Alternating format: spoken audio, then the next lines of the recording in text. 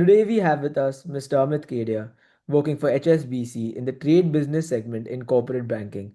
So thank you so much for coming on the show. Is there anything you'd like to add to that? Thank you so much, Nivan, for having me on your podcast. It's a pleasure to be here. Nothing more to add. Please go on.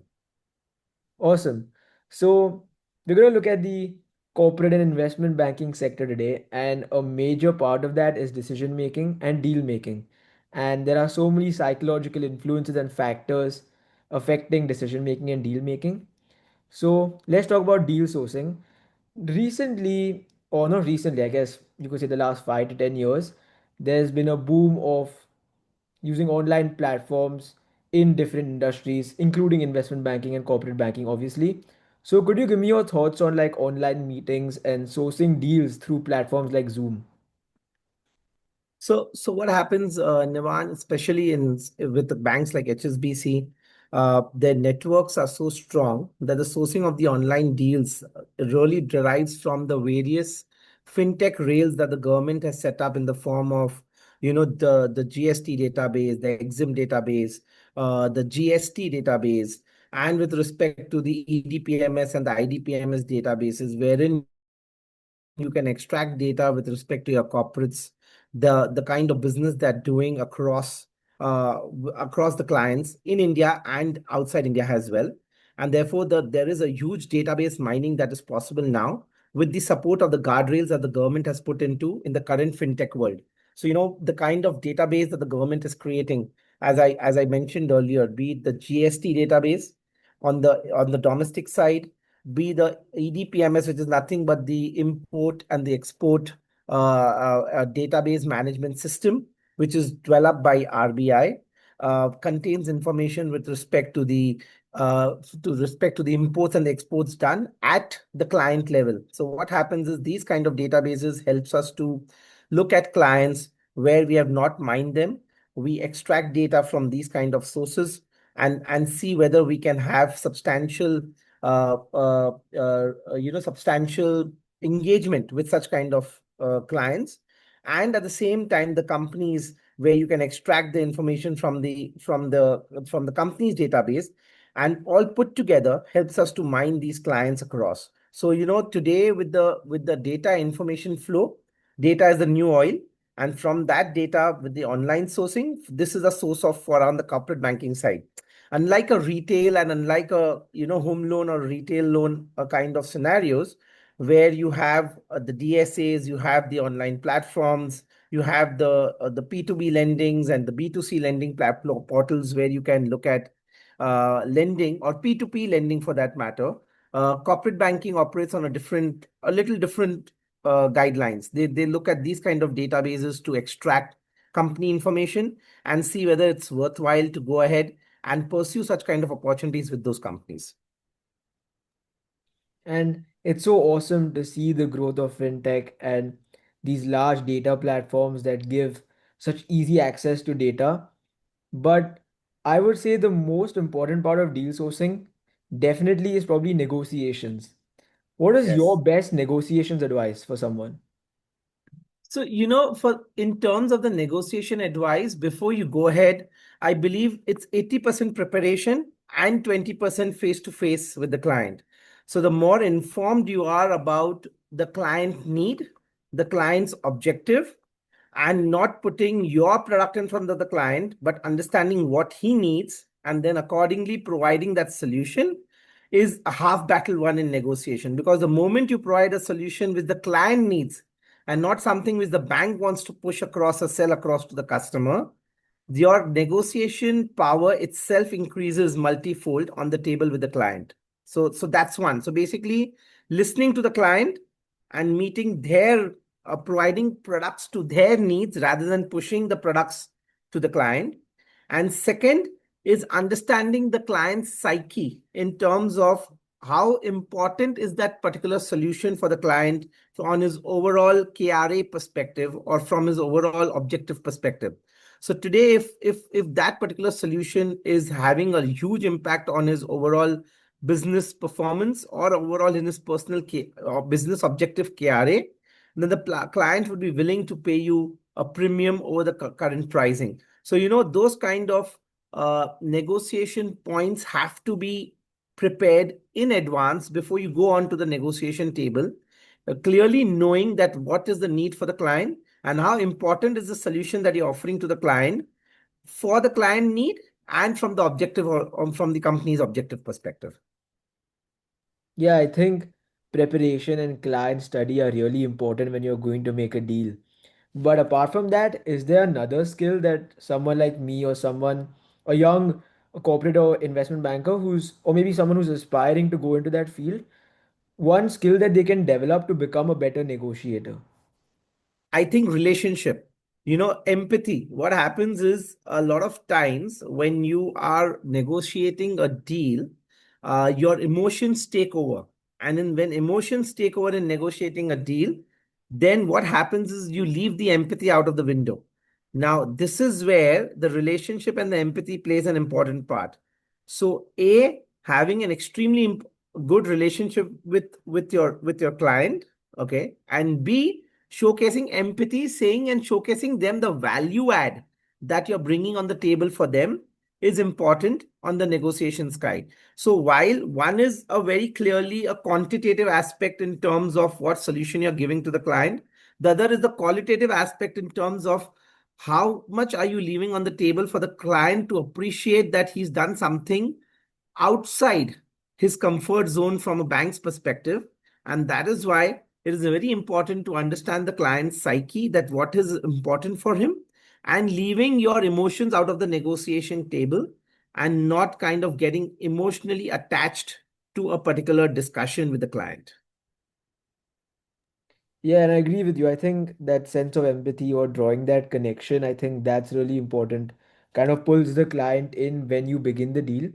But are there any other like persuasive techniques or cognitive biases that you take advantage of in order to swing the deal in your way?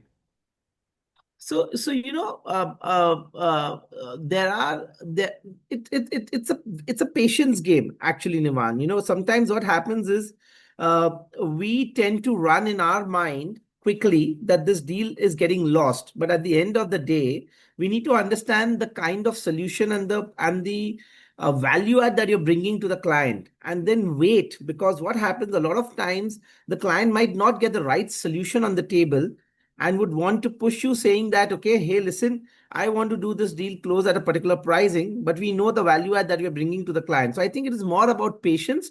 So from a persuasiveness side, I would rather put patience in the game and wait for the client, and you should hear the client more rather than talk. So when you are on the negotiation table, try and avoid listening to the client more and then provide your input. So I think that is one more skill, that you should be a good listener during a negotiation skill, because when you are listening during a negotiation skill, it gives out a lot of points which, if you're only talking it, you might not really realize that those are the important points that can help you in negotiation.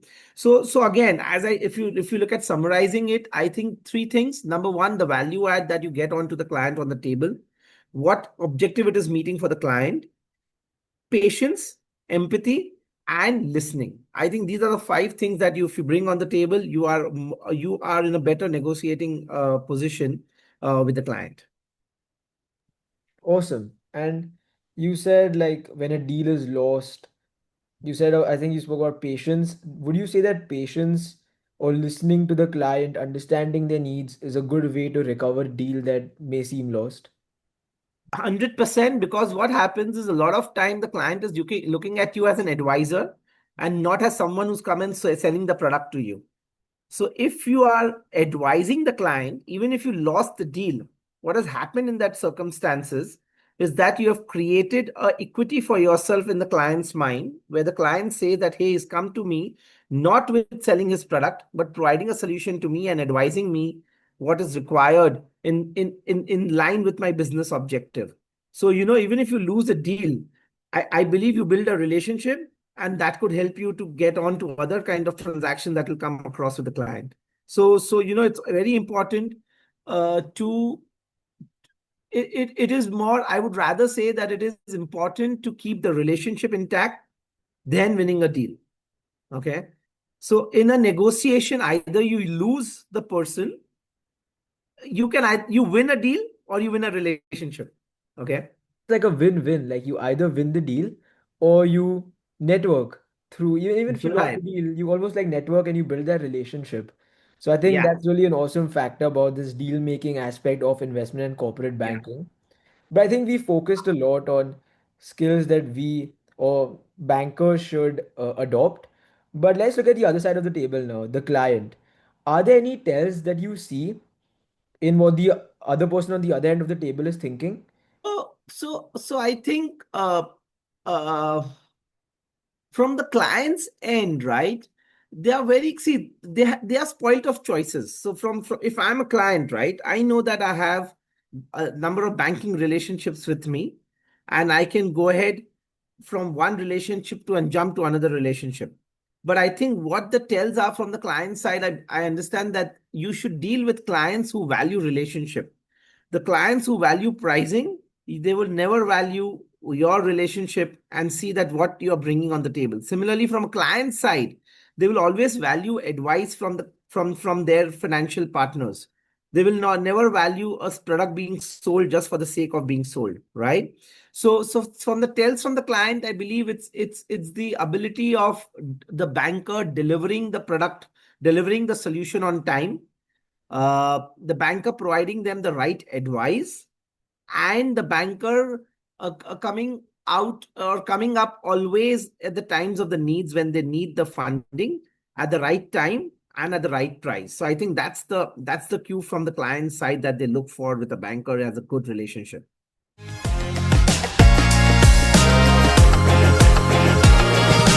Audio Jungle.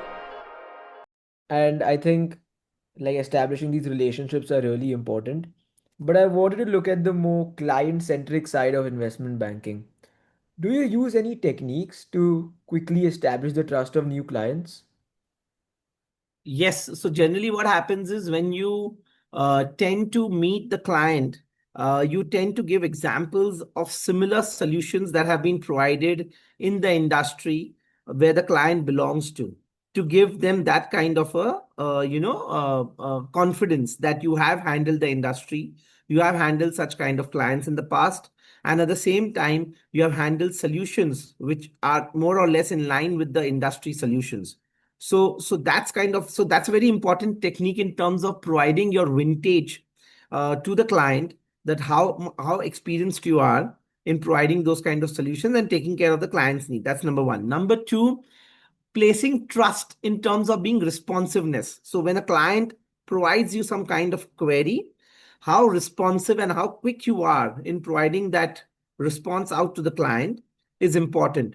So therefore, in the initial stages of building a relationship with the client, responsiveness, your vintage, and ensuring that the client requirements are met, which are reasonably met. Sometimes, the client can be a little unreasonable, but you need to place a balance between reasonable and unreasonable, and those client needs are met, and that is how you create that kind of trust and tools and techniques to ensure that the client is comfortable with you from a relationship side.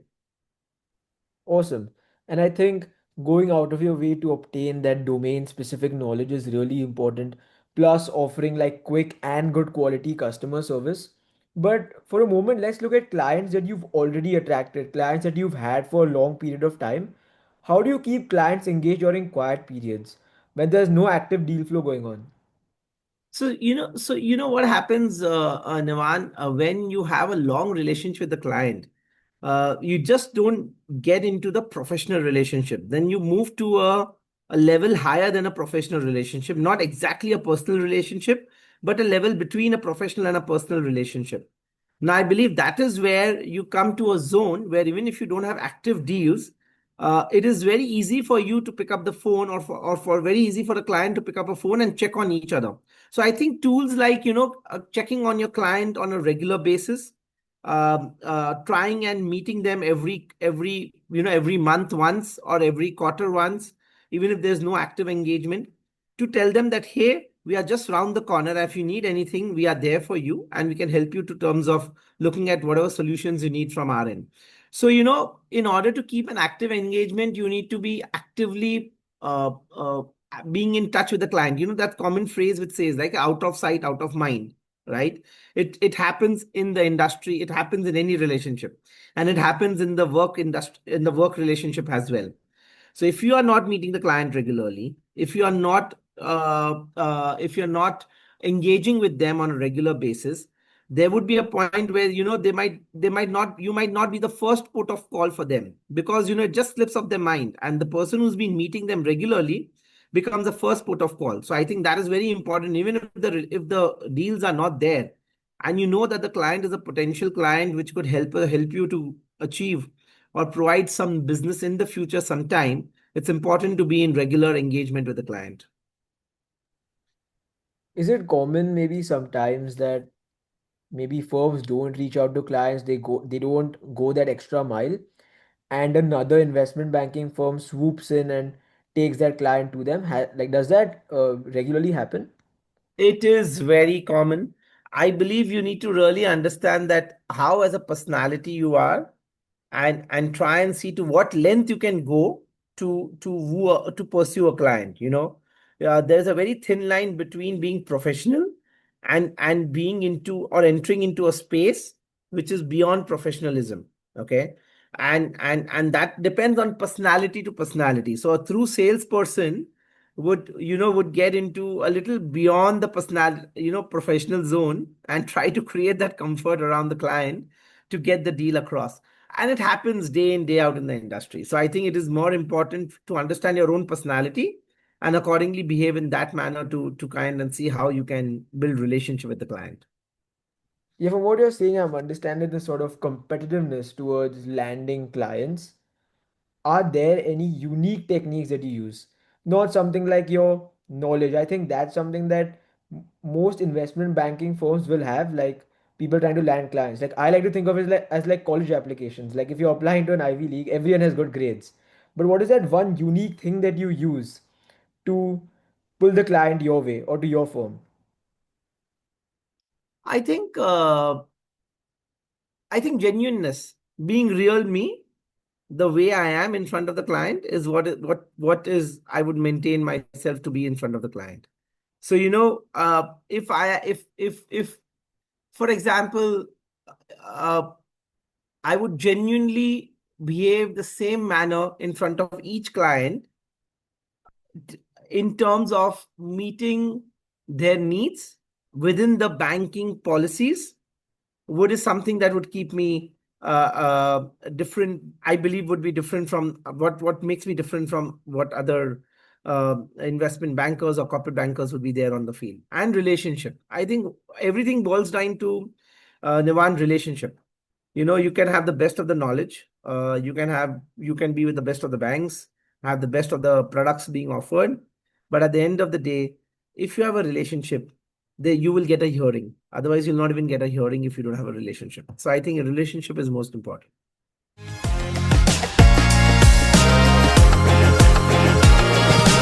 Audio Jungle.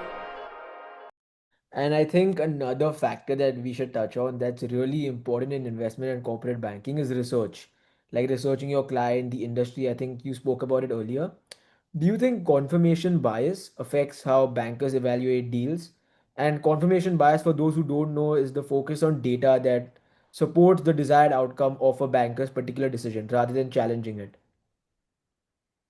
So there is a confirmation biasness, but given that we have so much data available now, with the kind of guardrails that the government has built into, you're able to overcome that confirmation biasness. Earlier, what used to happen was there was no transparency.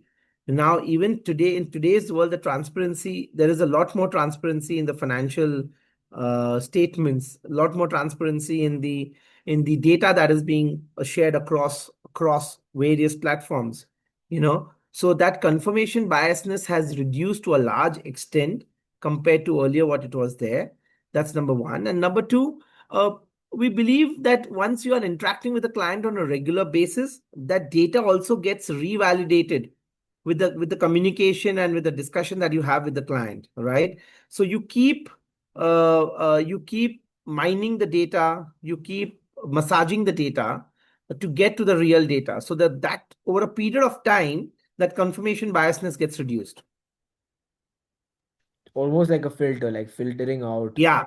The So you whole keep, delivery. when you keep interacting with the client, you get more information and you correct the information that you have, and basis that you keep on analyzing the data and getting on to different solutions and prospects that you can provide to the client.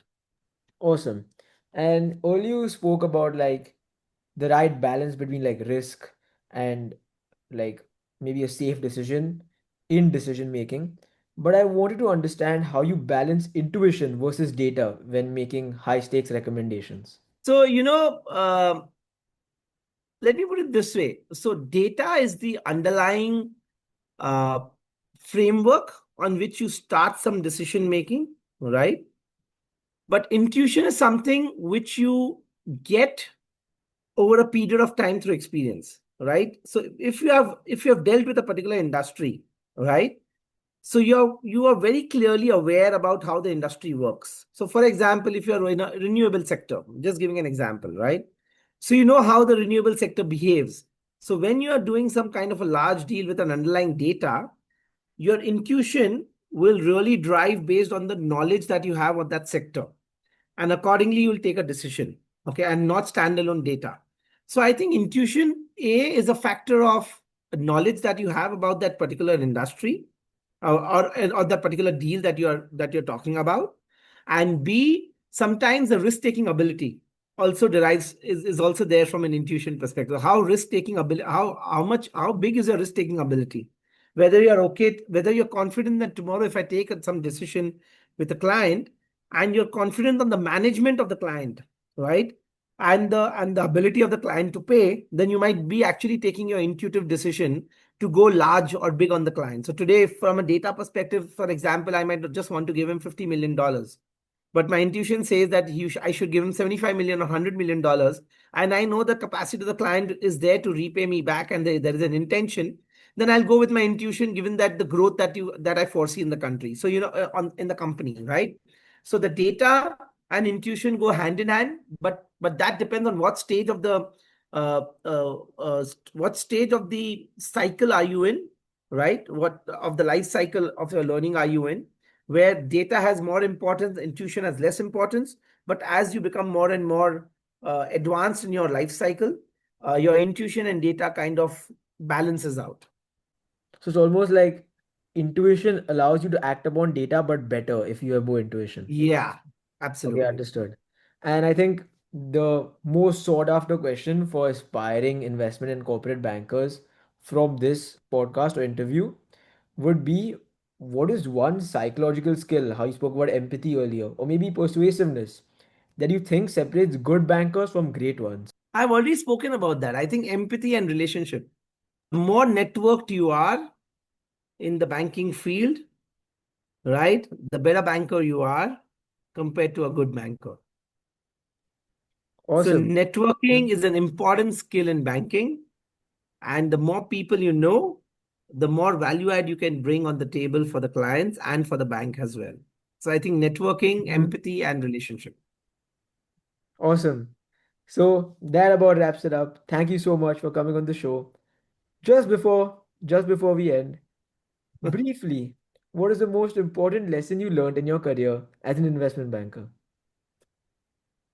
The more important messaging, I think, be disciplined and be persistent. I think these are the two most important things when you're looking at building any career in any field. And a very smart, indisciplined individual compared to a average disciplined individual, an average disciplined individual will grow consistently than a smart, indisciplined individual. So that is important according to me. Awesome. That about wraps it up. Thank you so much for your time. I learned a lot about investment banking. Like, I dived more into investment banking. I think I had some surface level knowledge, but I dived so much deeper into it and understood how like deals work and what you use to sway the deals in your favor. So thank you so much for your time and thank you so much for coming on the show. Thank you, Nirvan, for having me on your podcast.